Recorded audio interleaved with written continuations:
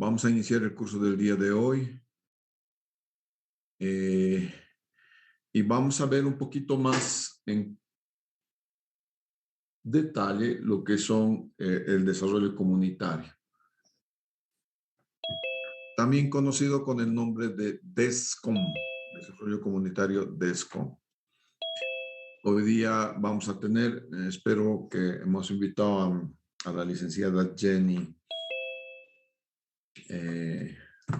que me ayuda en la parte del DESCOM en Reducción 2.2. Jenny Mosquera es ella, ¿no es cierto? Y nos va a comentar seguramente a partir de las 10:30 parte de sus experiencias cuando se trata de hacer desarrollo comunitario. Yo les ruego a ustedes que le pregunten a la licenciada Jenny todo lo que se les ocurra.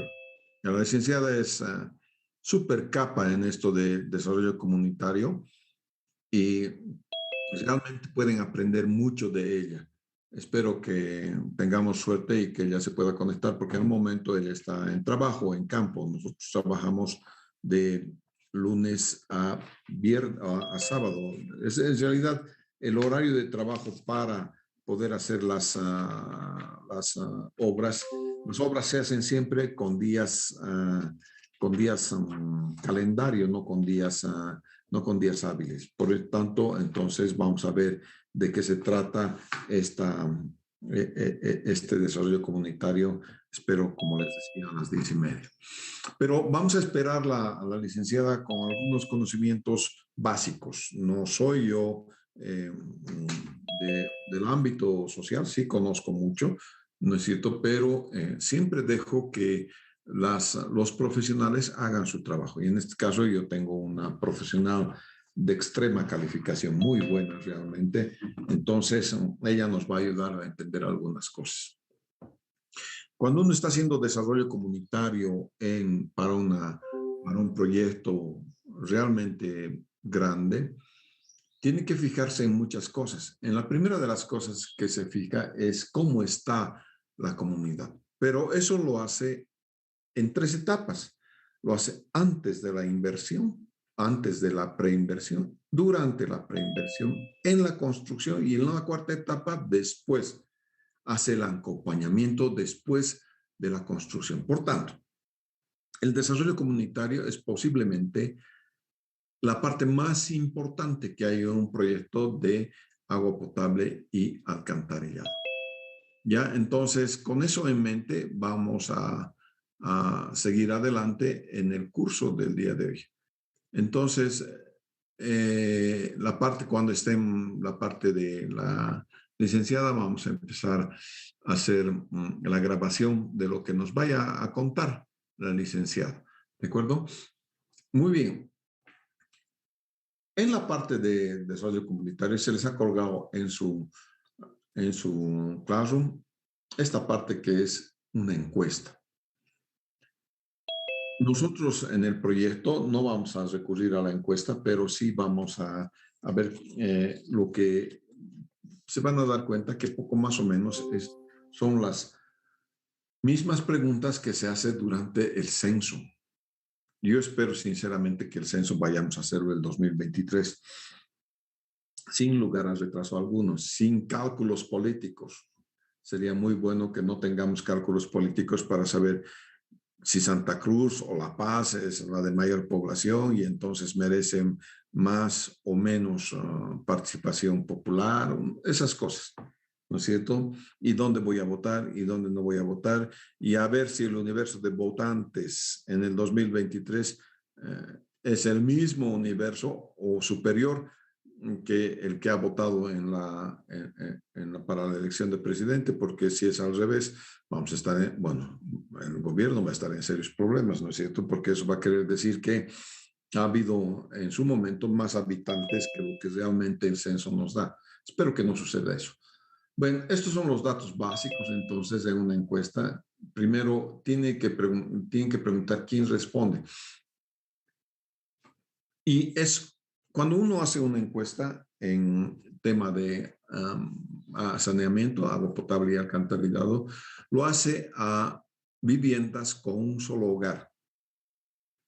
quiere decir viviendas donde hay un solo jefe de familia. Esto para no distorsionar los resultados que vayamos a encontrar en la encuesta, ¿no es cierto? Si son 2 hogares en una sola vivienda, no sabes cómo esto está referenciado al distrito, zona, en fin, no sabes si la respuesta es del segundo hogar o del primer hogar. Entonces, eso es lo primero que debemos tomar en cuenta, que esta encuesta siempre se la hace para viviendas que tengan un solo hogar. Tienes parámetros del desarrollo humano, número de personas, número de familias, número de personas que trabajan en la educación, que alcanzan. Los datos de la vivienda, fíjense que estos datos de la vivienda coinciden, ¿no es cierto?, con los datos que se dan en el censo de población y vivienda. ¿Qué actividades? Estas actividades son importantes a la hora de definir, digamos, una tarifa de agua. Me sirven de respaldo, porque cuando yo le pregunto a alguien, ¿quieres agua potable? Él te dice, indefectiblemente te dice, claro que quiero. ¿Quieres alcantarillado? Pero claro que quiero. ¿Estás dispuesto a pagar lo que sea? Te dicen, ¿no es cierto? Porque nunca han tenido ni agua potable ni alcantarillado. Entonces sí están dispuestos a pagar lo que les pidas.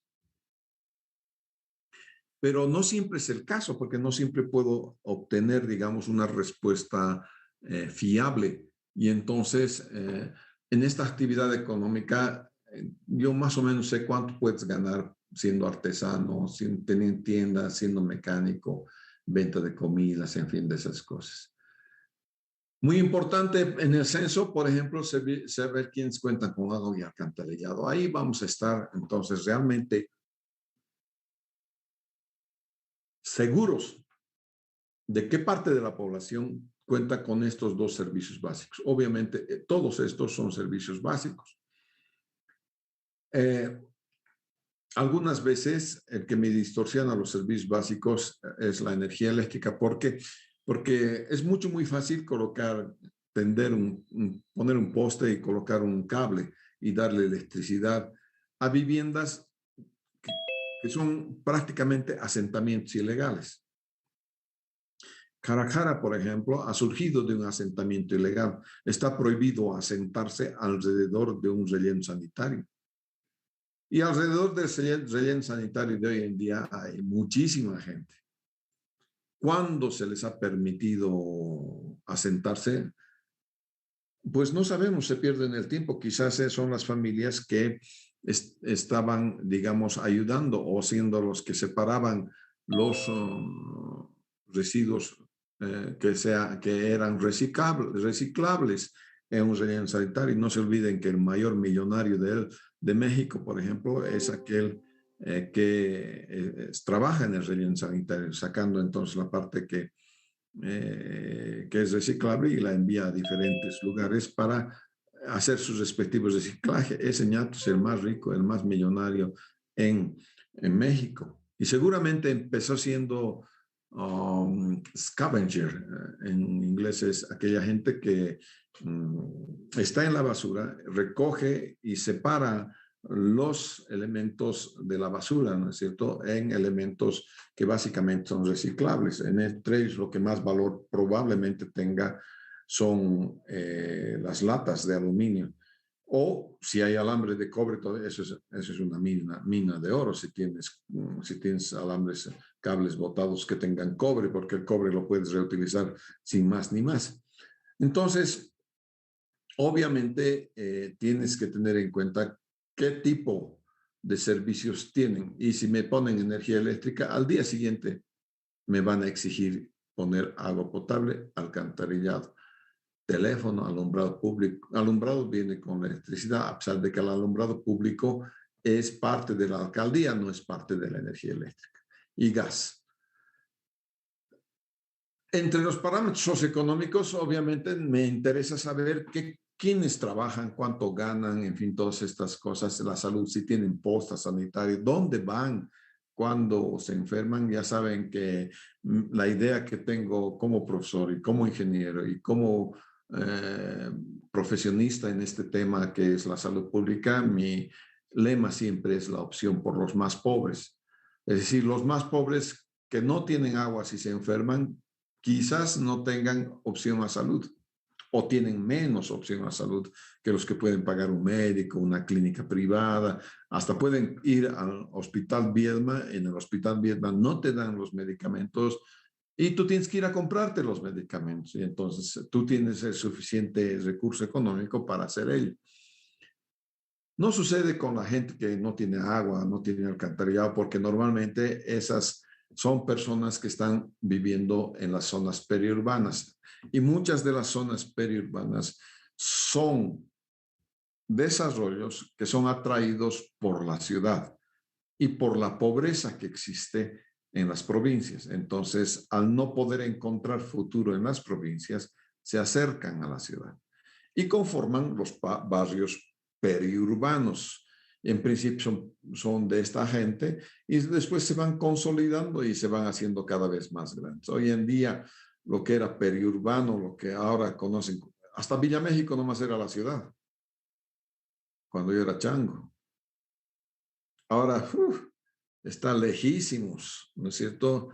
Villa Israel, Santos Paraíso, todas esas cosas no habían cuando yo era chango, ¿no es cierto? Algunas de las cosas, por ejemplo, en la parte de Sebastián Pagador, son gente que ha sido desplazada de las minas cuando ha habido cierre de las minas en el gobierno de Víctor Paz Extensor.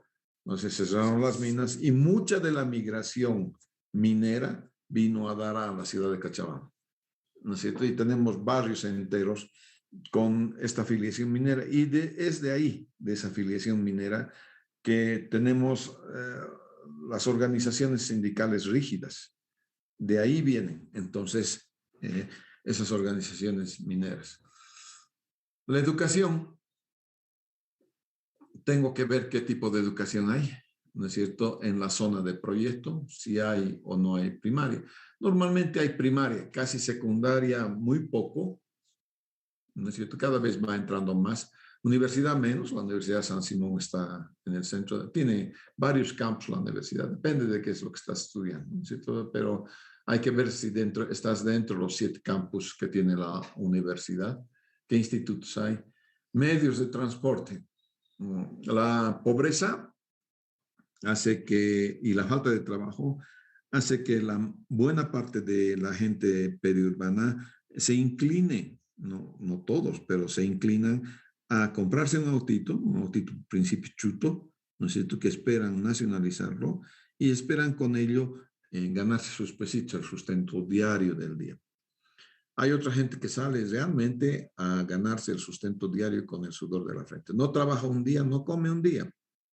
Sí, no tiene, en otras palabras, capacidad de ahorro, ¿no es cierto? Y entonces hay que ver qué es lo que tiene. Taxi en línea, taxi truffic en línea, tiene buses, ¿qué tiene?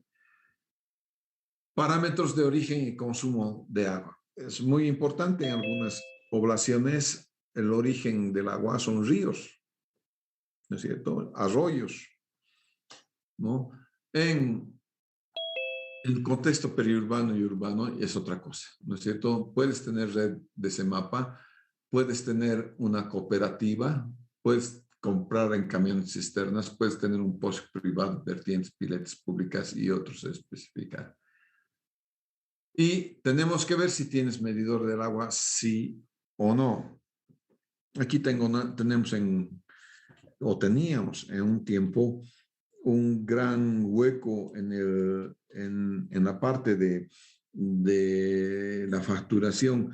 Todos, creo que es Alto Cochabamba, todos los guerreros del agua no querían pagar por el agua. ¿Por qué? Porque eran guerreros del agua y habían recuperado disque el agua para Cochabamba.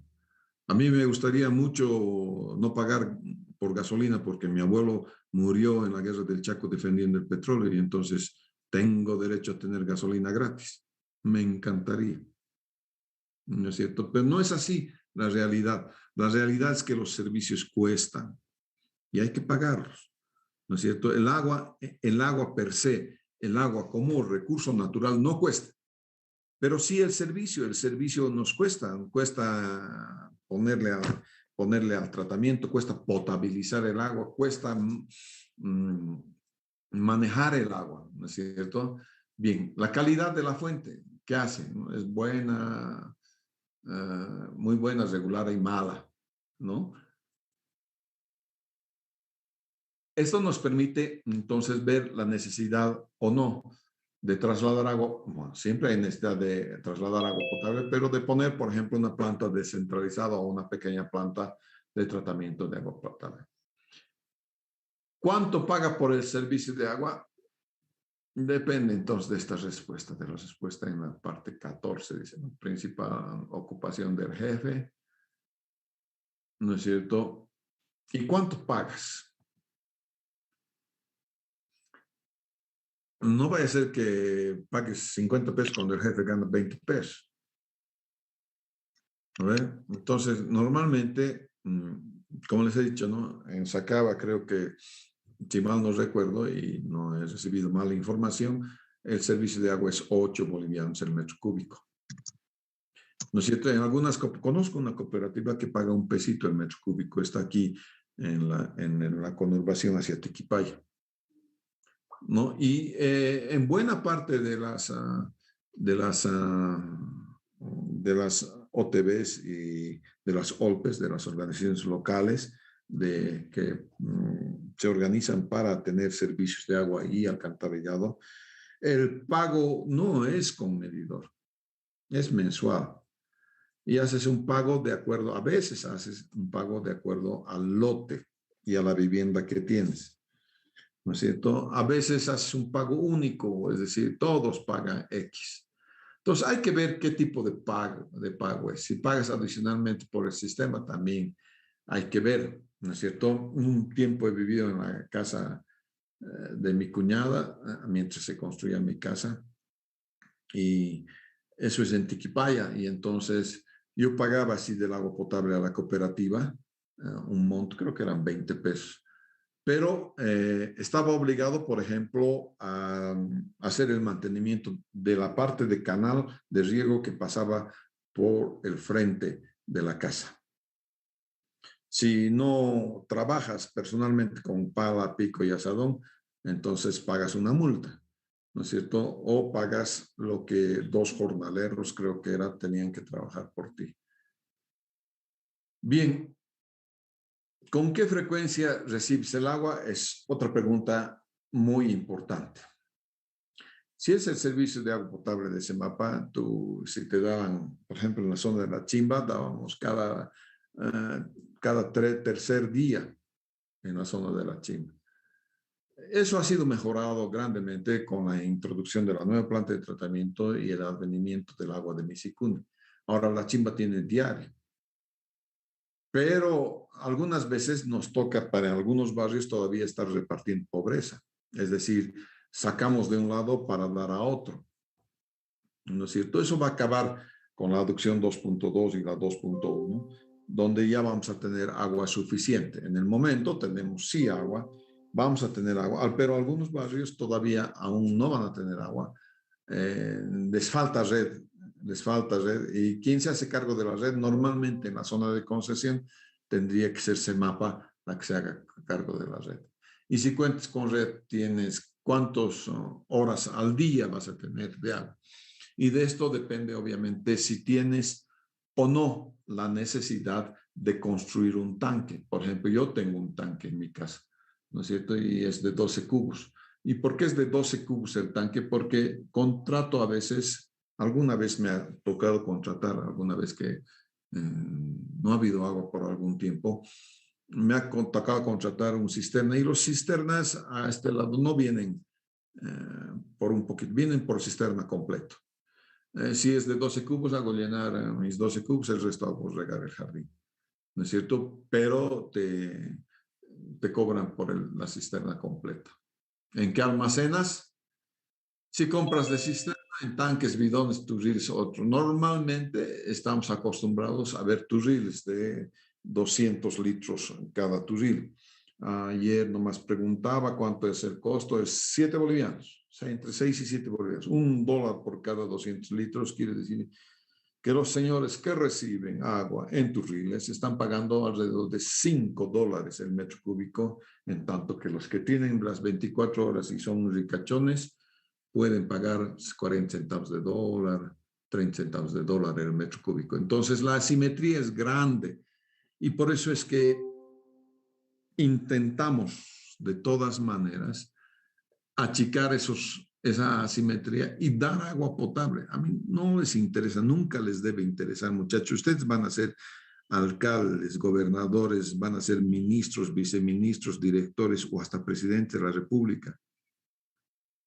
El agua es esencial para la vida humana. No le pongan color político al agua. El agua no tiene color político. Y el agua es una necesidad. Y a veces hay gente que realmente no tiene agua mucho tiempo y que tenga agua en su casa en una sola pileta es una bendición de Dios. Entonces, nunca pongan el agua en función de política. Apenas pongan eso, vamos a tener problemas. La única vez que yo he sentido muy de cerca un problema ha sido cuando yo era gerente de Misicuni y hubo la intención de los señores de Tiquipaya o Colcapiro o Molle Molle de algún lado de poder cortar el agua hacia el CEMAPA, de donde dábamos agua a la zona sur. En ese momento estaban en CEMAPA los señores de la zona sur, no les voy a decir quiénes, pero apenas escucharon eso, dijeron los mismos, nos vamos a organizar y vamos a ir a incendiar eso, no va a quedar ladrillo sobre ladrillo. Les dije, no, un momentito, esto no es así. Déjenme hablar y yo voy a ver qué es lo que pasa. Esa fue una de las veces que me han tomado prisionero. Pero no importa. Tienes que tratar de solucionar los problemas de manera amistosa. Nunca en la confrontación, ¿no es cierto? Nunca en la confrontación. Nosotros los cochabambinos somos muy dados a confrontarnos. Caramba, nos pegamos entre nosotros. Hasta nos podemos matar. Eso tiene que pasar. No puede ser así. No puede ser que nuestros diferendos podamos arreglarlos a golpes. No es así. ¿Ya? Principales usos del agua: alimentación, aseo. De aquí, de esta pregunta, yo puedo más o menos sacar cuánto es tu consumo de agua. De manera tal que cuando yo sé cuánto es el consumo de agua, puedo realmente planificar y diseñar un sistema de agua adecuado a tus necesidades. ¿De acuerdo? Y entonces puedo hacer eso. Parámetros de higiene. Ustedes saben que muchas de las enfermedades no están en el agua, están relacionadas con el agua. Por ejemplo, una diarrea, bueno, una diarrea puede venir de varias formas, ¿no? Es porque tienes una contaminación fecal oral. Es decir, has estado consumiendo agua con contaminación fecal casi todo el día. Entonces, has llegado al límite infectivo y te ha dado una diarrea mortal. Parasitosis, hay muchas parasitosis, ascaris, tenias, esas cosas, son por falta de agua. No es porque la enfermedad esté en el agua. No te has lavado las manos y entonces te has llevado los huevos de ascaris, de tenia, te has llevado a la comida y a la boca. Sartosis rasca, esta es normalmente enfermedad de la piel, normalmente es porque no tienes agua para tu higiene. Y hay otras especies, hay que especificar cómo haces tu tratamiento, también en farmacia. Y aquí hay una gran política que recién ha entrado con mucho énfasis. Hay un programa del Banco Mundial que se llama WASH. El programa WASH tiene dinero para poder colocar sistemas de lavado de manos en los colegios. Entonces, nada más es que se llama averiguar un poquito más cómo puedes financiar los sistemas de agua potable y saneamiento en los colegios, ¿no es cierto? Fiscales, sobre todo, ¿no es cierto? Para que con el dinero de WASH puedas tener entonces acceso al lavado de manos. Parte de los protocolos de bioseguridad de hoy en día es el lavado de manos. Si ustedes van por CEMAPA, es lo mejor que he visto en cuestión de protocolo de bioseguridad a la entrada. A la entrada CEMAPA ha colocado como 8 grifos. Cada uno de los grifos tiene un jabón líquido y te dan una toallita de papel. Entonces, para entrar a CEMAPA, primero te tienes que lavar las manos. Y eso debería ser en cada colegio. Cada colegio, cada escuelita debería tener 10, por lo menos 8 o 10 grifos, todos con jabón líquido, todos con toalla de papel, no toalla de mano, porque en la toalla de mano se transmiten las enfermedades también, y poder entrar una vez que nos hemos lavado las manos, ¿no es cierto? Entonces, la práctica de lavado de manos es una muy buena medida para combatir esta nuestra epidemia de hoy en día. ¿Cómo se lavan las manos? Tiene que ser necesariamente antes de comer. El papel higiénico tiene una porosidad más grande, de más tamaño, que lo que es una bacteria, una Escherichia, que lo que es una salmonela. Entonces, si te limpias el trasero con tu papel higiénico, te va a quedar algo en la mano y después vas a estar comiendo pan. Y dicho crudamente, estás comiendo pan con caca, además de miel, dulce, lo que le quieres colocar, mantequilla. ¿No es cierto? Y entonces te vas a enfermar. Es por eso que antes de comer debes lavarte las manos. Después de entrar al baño, obviamente, por el motivo que te estoy diciendo, se va a quedar algo de las bacterias en tu mano. Tienes que lavarte las manos, ¿no es cierto? Y antes de preparar los alimentos, antes de que le quites al resto de tu familia. ¿Cómo eliminas la basura? Importante también. Carro basurero, queman, entierran, botan a campo abierto, otro especificado, ¿no es cierto? A veces, en algunas poblaciones, hacemos mucho, muy bien. Viene el carro basurero, tú pones tu basura al carro basurero, pero al final, el carro basurero va y lo boquetea en el río. Lo mismo que nada, ¿no es cierto? Solamente ha concentrado la contaminación en un lugar y nada más. ¿Y qué tipo de servicio vas a utilizar para evaluar las aguas, el alcantarillado? Normalmente CEMAPA, fosa séptica, pozo ciego, letrina, río, calle, o vas a ir a cazar panteras al campo, ¿no? Los Boy Scouts decían, vayan a cazar panteras. Entonces te vas al campo con tu chala y ahí estás listo, se acabó. ¿Y cuánto gastas para la eliminación? Y si tienes el mantenimiento de esto, sobre todo si tienes pozo ciego y letrina, deberías tener un cierto mantenimiento.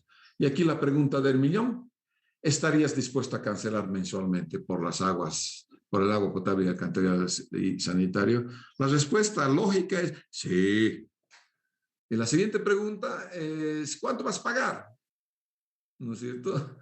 Ahí, ¿cuánto estás dispuesto a pagar? Ahí a medio que ya te cuentan una mentira, ¿no es cierto? Entonces tienes que tener la información que te permita sacar de alguna manera el tema de cuánto se puede pagar por los servicios de agua potable y alcantarillado.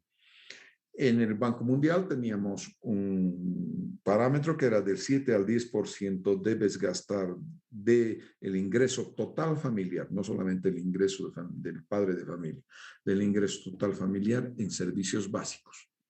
Ya te he mostrado cuáles son los servicios básicos. Y hay algo que es para nosotros la percepción de la empresa CEMAPA. Ya normalmente comenzamos con mala, muy mala, porque claro, no tienes agua ni alcantarillado. Entonces, CEMAPA ni se ha acercado, ¿no es cierto? Entonces, ¿conoces? No conozco. Entonces, si no conoces, ya no tienes por qué responder en esta otra parte. ¿De acuerdo? Vamos a ver si está aquí la licenciada Jenny. Jenny. Un segundito, voy a hablar a la licenciada, por favor. Voy a hacer stop sharing. Inge, buen día, buen día. ¿Qué tal? Buen día. Buen día. Les voy a presentar a la licenciada Jenny Mosquera. ¿Quieres encender, por favor, tu camarita un segundito, Jenny? Claro que sí, Inge. Ella es Jenny, es la que nos hace el servicio de desarrollo comunitario y trabaja con nosotros. ya hace algún tiempo. También va a estar trabajando con nosotros en la Laguna Lalay y realmente tiene muchísima experiencia y parte de esta experiencia es la que va a compartir. Recording in progress. Entonces, por favor, Jenny, si quieres presentar algo, alguno de tus informes, por ejemplo, algún informe que quieras presentar, eres libre de hacerlo también. Tienes la palestra, Jenny. Gracias, puedes apagar tu camarita. Gracias, ingeniero. Bueno, primeramente, saludarles a todos los estudiantes que están con usted, ingeniero. Imagino que están pues prácticamente informados de todas las situaciones que tienen que ver con su materia. Y a ver, chicos, quiero un poquito empezar tal vez comentándoles cuál es el trabajo que se desarrolla en diferentes proyectos relacionados con el tema de agua y saneamiento básico. Nosotros, como bien el ingeniero lo ha mencionado, trabajamos con proyectos prácticamente ya en ejecuciones, ¿no? Donde las experiencias ya son completamente distintas. Muchas veces en la universidad o en algunos cursos que hacemos, no lo palpamos las realidades que pueden darse, ¿verdad? Entonces, yo les voy a compartir una experiencia que actualmente estamos teniendo nosotros en un proyecto que estamos ejecutando. Es el proyecto de la aducción, que se está desarrollando para la zona sur. Dentro de este proyecto nosotros vemos varios temas. Inicialmente somos un equipo integral de profesionales que lo componen. Están sociales, están ambientales, están ingenieros civiles, por supuesto, porque se trata de una infraestructura muy grande. Es así que nosotros vemos la parte social ambiental.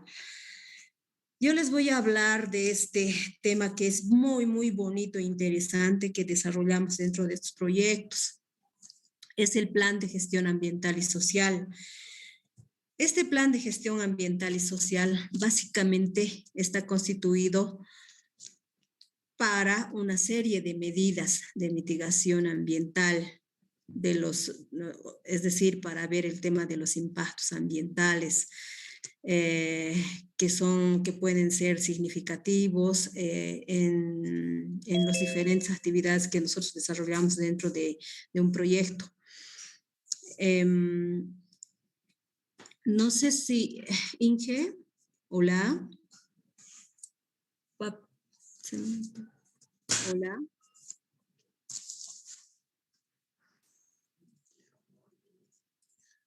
Hola.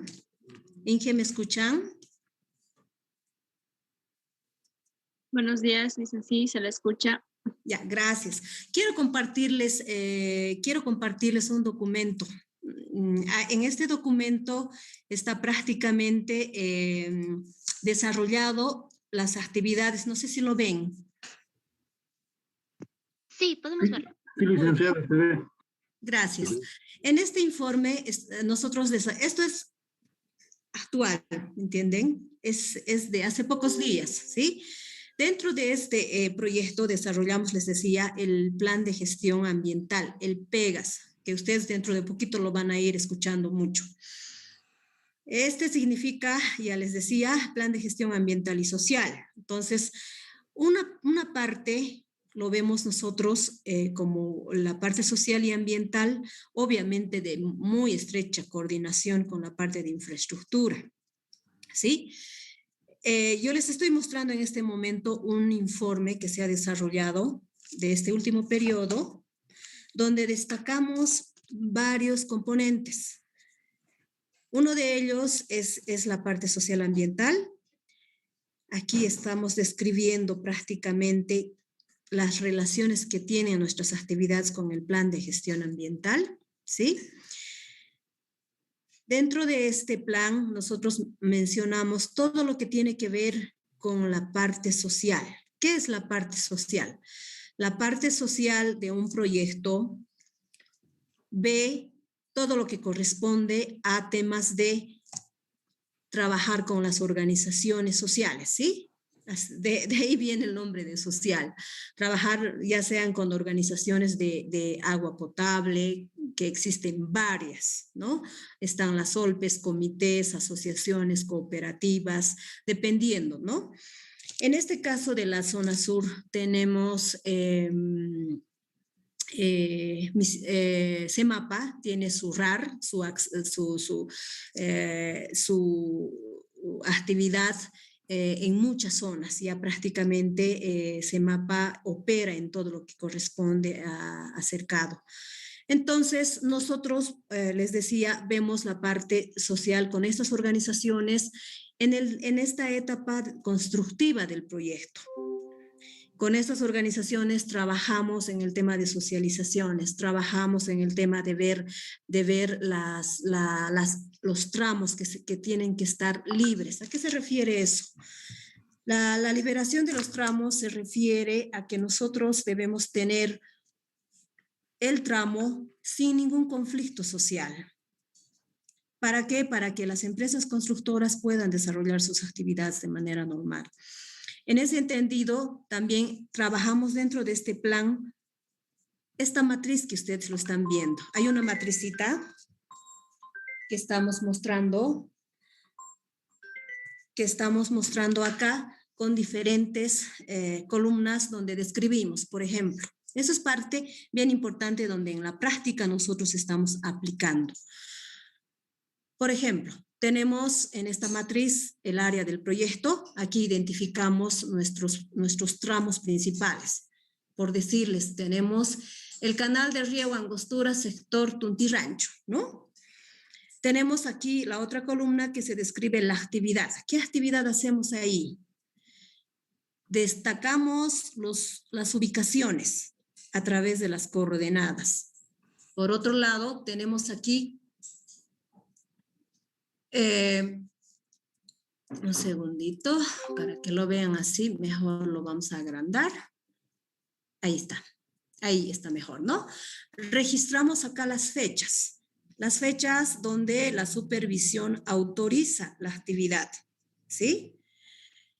Y acá al lado ponemos otras columnas donde ponemos liberado o no liberado, ¿sí?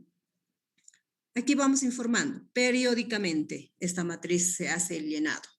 Y acá destacamos también las longitudes. Esto va relacionado con la parte de la infraestructura, es decir, con la parte de avance de obra, ¿sí? Y acá, lo más importante en la parte social, conflicto identificado. Tal vez acá no, acá vamos a ver. Aquí hay otra matricita, ¿sí? Que es el mismo, donde acá los quiero mostrar la parte social, la incidencia que tiene la parte social en proyectos pequeños, grandes, ¿ya? Aquí, por ejemplo, dice, ¿qué conflicto se ha ocasionado en este punto? Por decirlo, en 1 de mayo, dice, se ha ocasionado suspensión de la obra, dice, de los dirigentes de la Mancomunidad 1 de mayo por intereses particulares, ¿no? Entonces, esto puede ser una, porque pueden haber varias y de todo tipo. En esta misma matriz describimos qué estrategias nosotros podemos tener para solucionar estos puntos, ¿sí? Y finalmente describimos la situación actual del conflicto. Entonces, esta matriz nos permite visualizar, ¿no? Visualizar cómo está en la parte social ambiental nuestro proyecto, ¿sí? De repente estoy hablando muy rápido, si hasta ahí tienen alguna consulta, chicos. O me estoy desfasando tal vez de la materia, Inge. No, en absoluto. Todo claro, licenciada. ¿Sí? ¿Alguna consulta en este puntito para algo más que quiero explicarles respecto al plan de gestión ambiental y social?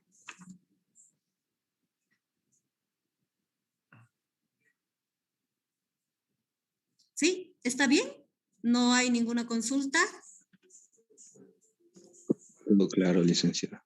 Ya, qué bueno. Entonces, les decía, nosotros también dentro de este plan de gestión ambiental vemos todo lo que tiene que ver con los impactos ambientales, por eso es ambiental, ¿no es cierto? Esos impactos ambientales también de manera muy coordinada con los especialistas ambientales se destacan, ¿sí? Se ven, se coordinan y se evalúan también estas situaciones. Dentro de ese punto también ustedes saben que cualquier infraestructura que ingresa a cualquier parte no solo es beneficio, ¿no es cierto? También hay ciertas afectaciones. Y estas afectaciones muchas veces pueden incurrir a otros tipos de conflictos. Por ejemplo, si hay una tramo que se interviene con la construcción de la obra, que puede tener calle empedrada o con pavimento flexible, etcétera, ¿sí? Entonces, estas situaciones también nos suscitan dificultades en temas sociales. Para ello, ¿qué es lo que se hace dentro de estos proyectos? Inicialmente se hacen todo lo que corresponde a las informaciones, ¿no es cierto? Antes de iniciar cualquier proyecto, toda la parte social ambiental, realizan los trabajos de información a la población. Durante la ejecución de este proyecto, por ejemplo, se interviene con el tendido de tubería y se va afectando al empedrado o al pavimento flexible. Entonces, ¿qué hacemos nosotros la parte social y ambiental? Hacemos una verificación y registramos antes, ¿no? Antes, ¿cómo estaba el empedrado? ¿Cómo estaba el pavimento? ¿En qué condiciones? Y después del tendido de tubería también lo registramos. Les voy a mostrar una matriz también en ese sentido que lo hemos trabajado. Por favor, les voy a pedir unos segunditos, eso más les muestro y con ello prácticamente estaríamos terminando este tema del plan de gestión social y ambiental. Hemos generado un cuadro de estos temas de intervención de las... ¿lo ven? Sí, licenciada. Hola, ¿se puede? ¿Sí? ¿Sí? Ya. Sí, sí. Esta es otra matriz, la anterior que les mostré, no sé si vieron. Ahora lo vamos a ver para el tema de las afectaciones que se tiene con cualquier proyecto, ¿sí? Donde nosotros también manejamos casi la misma matriz, pero ahí ya identificamos qué reposiciones estamos realizando. En este caso, por ejemplo, es en una OTB, San Antonio, que tenía la calle con pavimento flexible. Anotamos las ubicaciones y en nuestras observaciones tenemos que generar documentación, eso es muy importante. Tanto en la parte social y ambiental se tienen que generar documentos.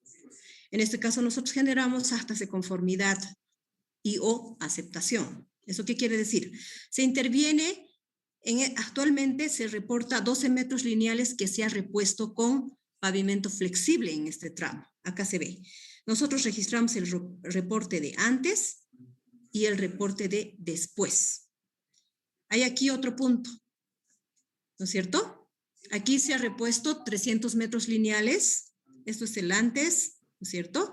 Ya durante la ejecución. Y acá ya estamos mostrando la reposición realizada de este tramo. Y así sucesivamente nosotros realizamos el seguimiento y la verificación de estas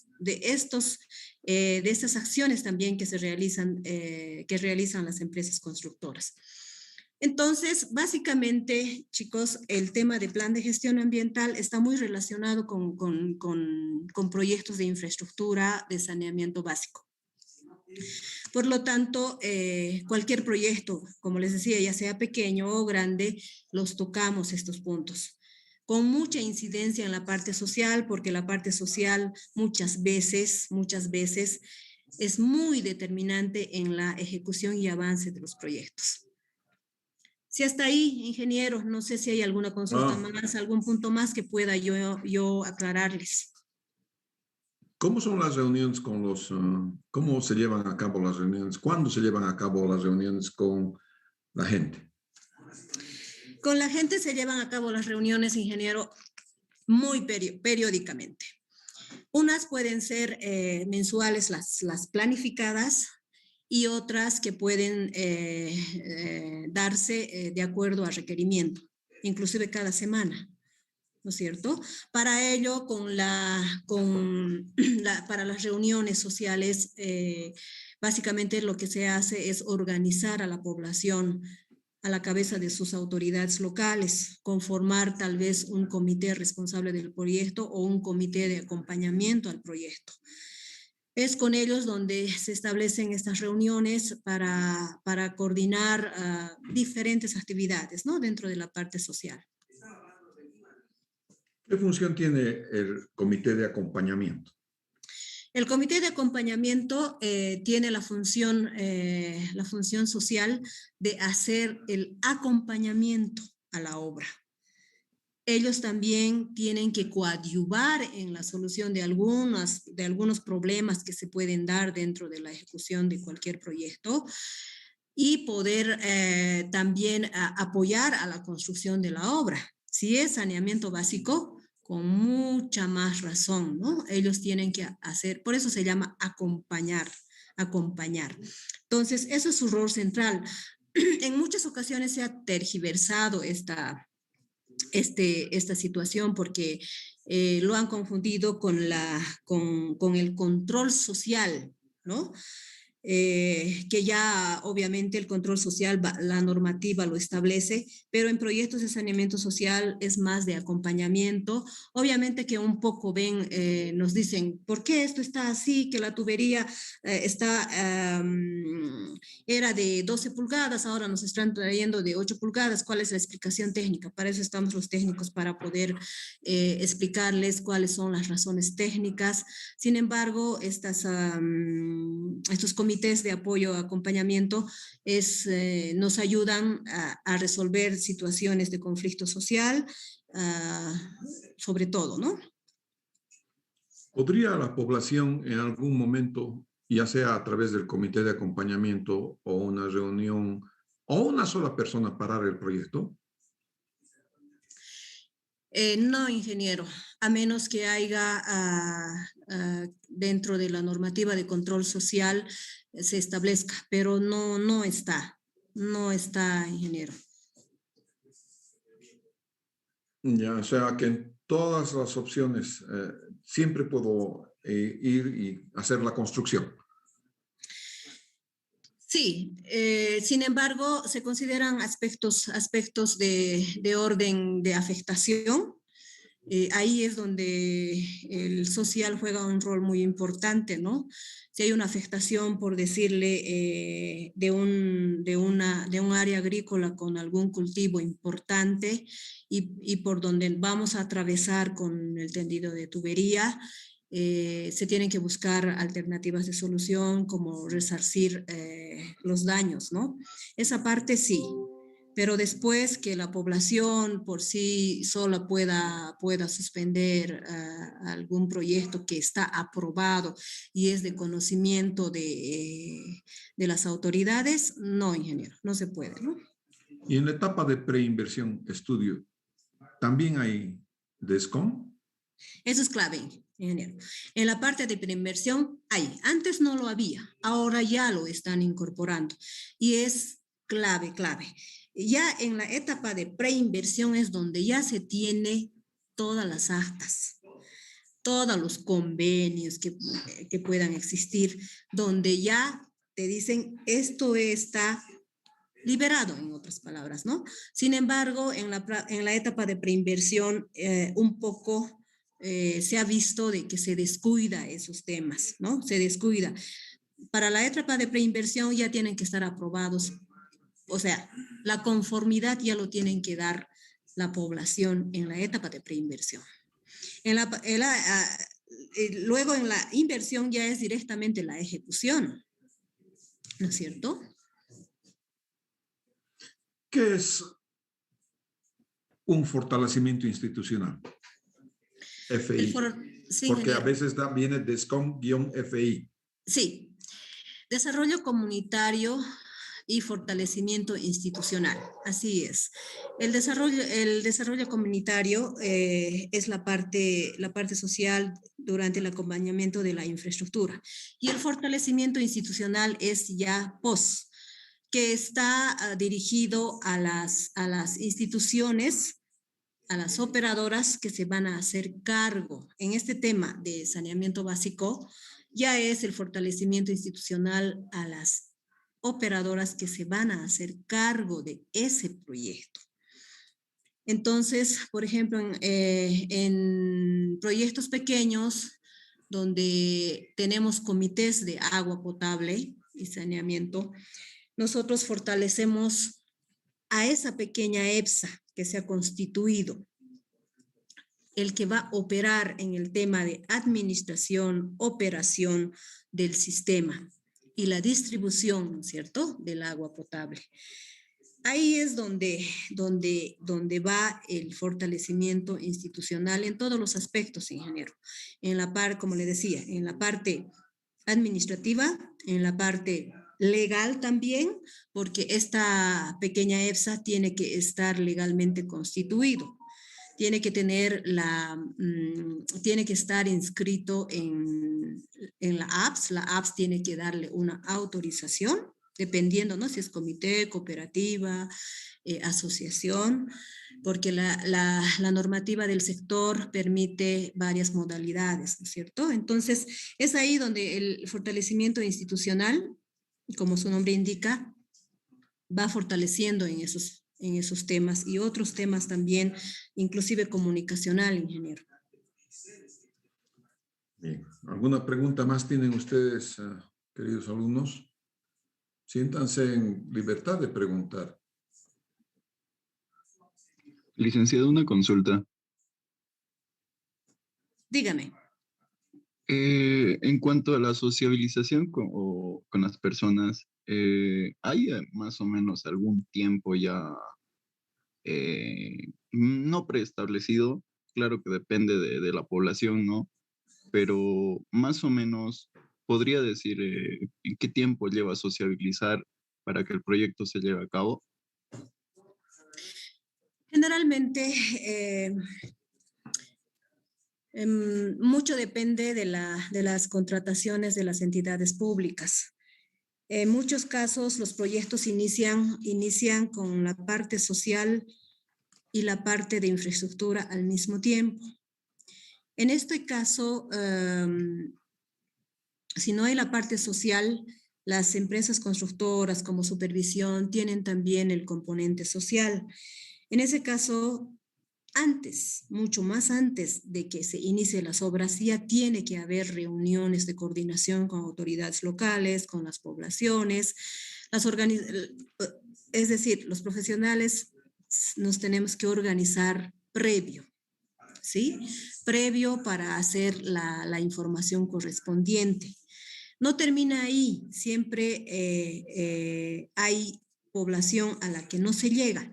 Para ello se utiliza medios de comunicación, ¿no es cierto? Pero el tiempo en sí puede ser todo el proyecto hasta el final. Oh, ya. Y otra consultita, licenciada. Respecto a la pregunta que le hizo el INGE de que una persona podría paralizar el proyecto, antes de iniciar el proyecto, supongo que se deja en claro el tramo, el recorrido, pero en un supuesto caso de que un terreno grande por donde vaya a atravesar el proyecto entre en conflicto por la muerte del dueño y intereses personales de hijos, ¿tampoco paralizaría eso, el proyecto? Sí, nos puede suspender por un periodo, ¿sí? Sin embargo, por eso estamos nosotros, debemos buscar las soluciones. ¿no es cierto? Debemos llegar a acuerdos entre las partes. Entonces, ese tipo de situaciones sí nos pueden llevar hasta que porque siempre aparece, ¿no? El otro pariente o el otro no estaba de acuerdo, ahora otro aparece, firmó la cabeza, ahora aparece el primo, etcétera. Suceden esas situaciones.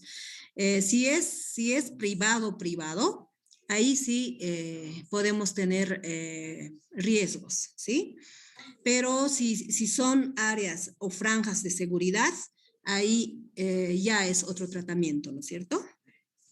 En cuestiones de terrenos privados, sí, podemos tener muchos riesgos. Oye, ya, gracias. De nada. Disculpe, ¿Alguna otra ingeniero. pregunta, tengo una muchachos? duda. Dale. Una vez aprobado un proyecto, ya pasado el proceso que se llama de preaprobación, ya está directamente aprobado y está pasando al proceso de construcción, ¿por algún motivo puede cancelarse definitivamente el proyecto en vez de paralizarse o suspenderse, detenerse definitivamente antes de la construcción final o de terminar el proyecto? ¿Puede haber esos casos? Puede haber, pero si el financiamiento está aprobado y está ya, como me dices, para inicio, no. ¿Qué se buscan? En estos casos, si un tramo tiene muchas dificultades de orden social, sobre todo, la parte técnica busca otra alternativa. Podría haber cambio de tramo, ¿sí? Si hay mucho conflicto que pueda perjudicarnos de gran manera, entonces se hacen las evaluaciones técnico-social ambiental para poder buscar otro tramo que pueda ser una alternativa de solución. ¿Sí? Esos casos constantemente se dan, ¿sí? Nosotros siempre estamos viendo con la parte técnica, ver si hay otra alternativa. Obviamente, esta alternativa técnica no debe tener mucha variación en el tema técnico, ¿sí? Ahí está el ingeniero, seguramente me va a corregir, ahí se tienen que tomar la parte técnica completa de todo ese tramo, ¿no es cierto? Pendientes, si se trata de agua potable, las presiones, etcétera, ¿no? A ver, el objeto del proyecto, el objeto del contrato nunca debe cambiar. Eso es lo principal. Si tú tienes que llevar agua de un punto A y a un punto B, debes hacerlo. Puedes obtener una variante porque no puedes pasar por algún lugar. Por ejemplo, nos ha ocurrido que no pueden pasar por algún trecho porque habían 4 o 5 o 6 tubos de gas. Entonces no podemos agarrar y sacar el gas o poner en riesgo el abastecimiento de gas a la ciudad. Entonces tenemos que buscar una variante técnica, pero de todos modos que te permita llevar el agua del punto A al punto B. ¿Cuándo se me ha paralizado alguna vez el contrato? 2 veces. Una vez ha sido con Macoti y es debido a lo que la licenciada decía. No ha habido en la preinversión una preinversión de manera tal que tenga ya los acuerdos. Y en el caso de Macoti, los habitantes de Colcapirua, donde tenía que hacerse el plan de tratamiento, al final se han negado. Y el BID ha resuelto el contrato. El BID, ¿ya? Entonces, hay alguna ocasión así que se puede. En la zona sur también se ha resuelto otro contrato.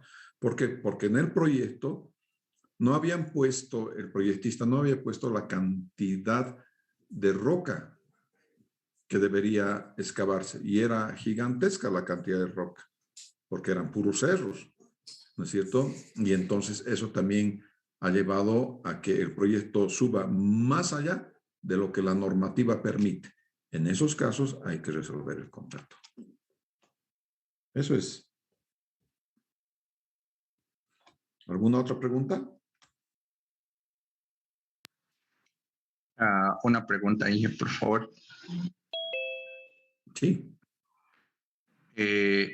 Dentro de su experiencia, licenciada, ¿cuál ha sido el peor caso con el que ha lidiado y cuál ha sido la solución que le ha dado?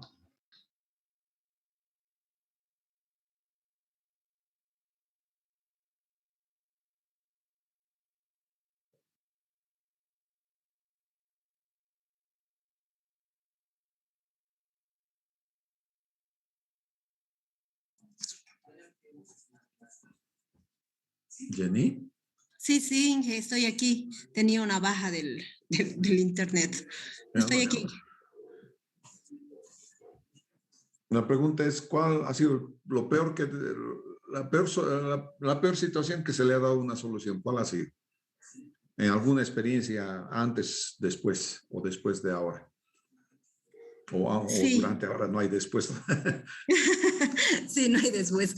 Bueno, en una experiencia que estábamos en un proyecto de riego, ¿no? En un proyecto de riego en Pojo. Realmente fue conflicto entre una comunidad y otra comunidad por el tema de la fuente de agua. En este caso, sí, realmente nos faltaba un hilo, como llaman, para que resuelvan el contrato, ¿no? Se ha tenido que modificar prácticamente un presupuesto, ¿no? De este proyecto que tenía, por decirles, si tenía 1 millón, ha tenido que ser 1.800.000, porque se ha tenido que considerar a otra comunidad. Entonces, eso nos ha llevado como 3 años, porque es bien complicado, ¿no? Modificar, hacer un contrato modificatorio, buscar financiamiento. Ha sido una solución que obviamente las autoridades nos han tenido que dar porque ya no había, era un proyecto de más de 4 millones. Entonces, se ha tenido que incluir a 180 beneficiarios, más o menos unos aproximadamente 500 hectáreas de riego. Eso ha encarecido muchísimo el proyecto. Sin embargo, eso ha sido lo más,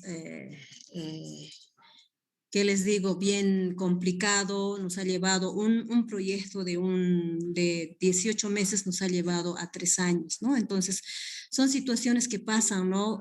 Pero ya dificultades que se presentan de esa magnitud, prácticamente se recurren ya directamente a las autoridades, ¿no? Entonces, eso hemos tenido que realizar en ese tiempo para poder resolver ese problema, ¿no?